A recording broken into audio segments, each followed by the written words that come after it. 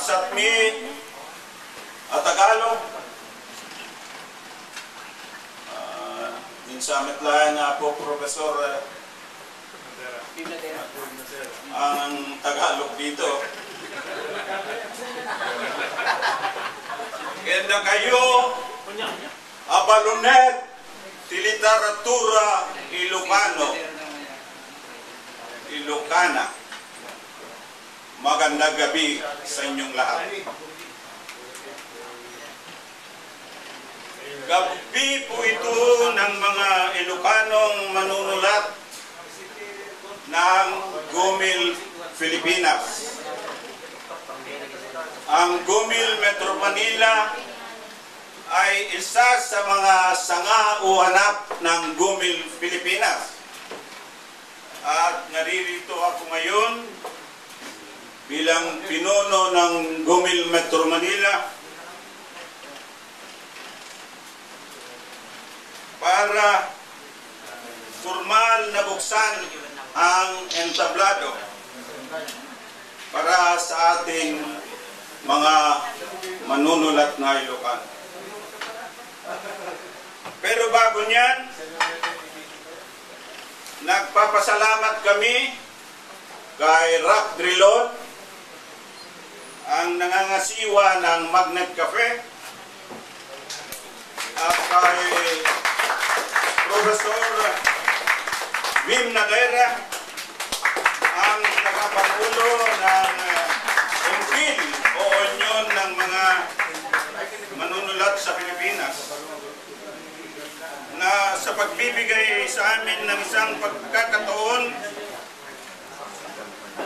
para may pamalas din namin ang mga dandani o tulang Ilocano, at pagkakataon din para sa aming mga Ilocano upang mapanatili ang alab ng tulang Ilocano sa aming mga kalooban o nakem.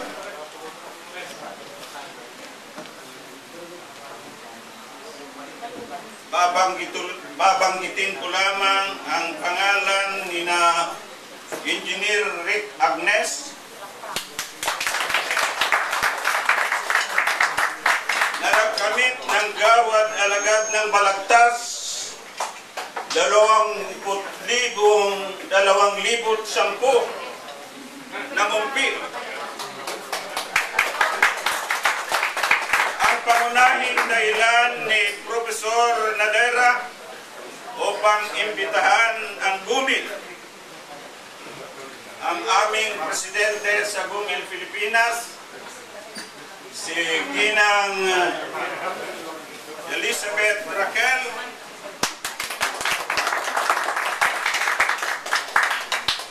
si Ginong Angelo Padua, ang presidente ng FAMAS, si Manong Chani Hidalgo, ang aming manong sa Gumil, at si Apo Honor Blanco Cabie, at sa inyong lahat.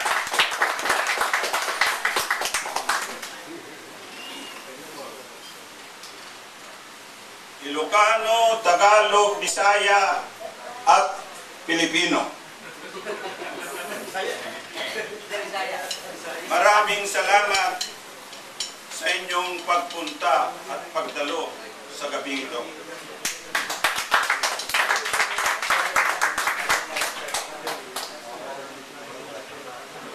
Dangat gabi ito ng mga Ilocano,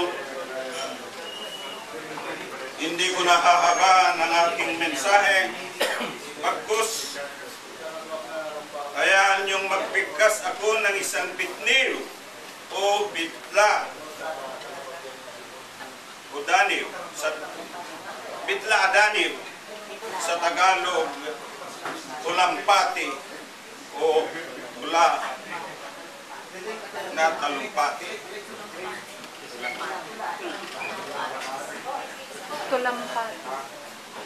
Tulampati.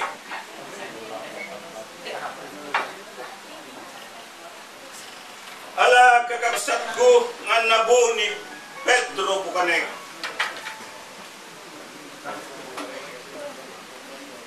Padasan tayuman, apurusen dagiti bidwen.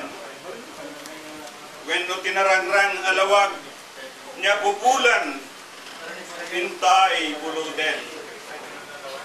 Ketjerkus doyen tablado, na ito'y magnet. Hintay pagrimapen. Dito'y kadikabelan, nga suten titalunasan ni Diego sila.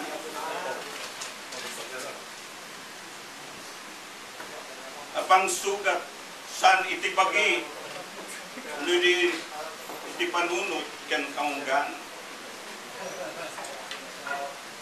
Tapnukas iti atis agbunga ti agraraay daytoy asartan.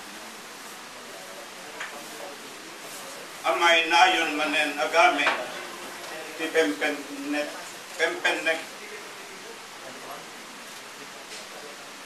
ang pempen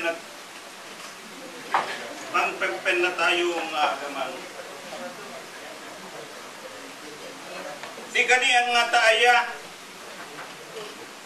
lumugan espiritu da Florentino Reyes ken Pichay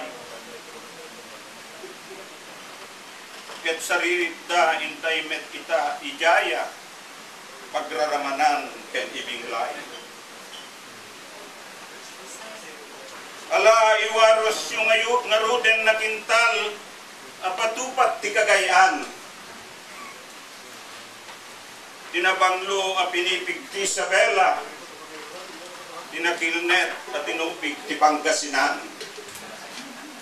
Magnet kan longganis at Ilocosor, entayon ipabuhi. Lagi tapat ti Abra, may dayan kadiag tuglep tirabi. Kas pangrambak kadagiti Gumilyano ken Gumilyano ang malalaki. Iwaras yung apo. Tulepe na dandaniw. Ken tibalon dagiti tagay Ilocos Norte asang Aprasco Abasi.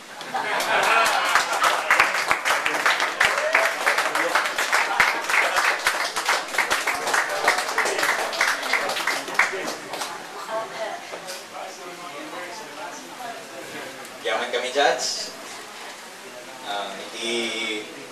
Ayan.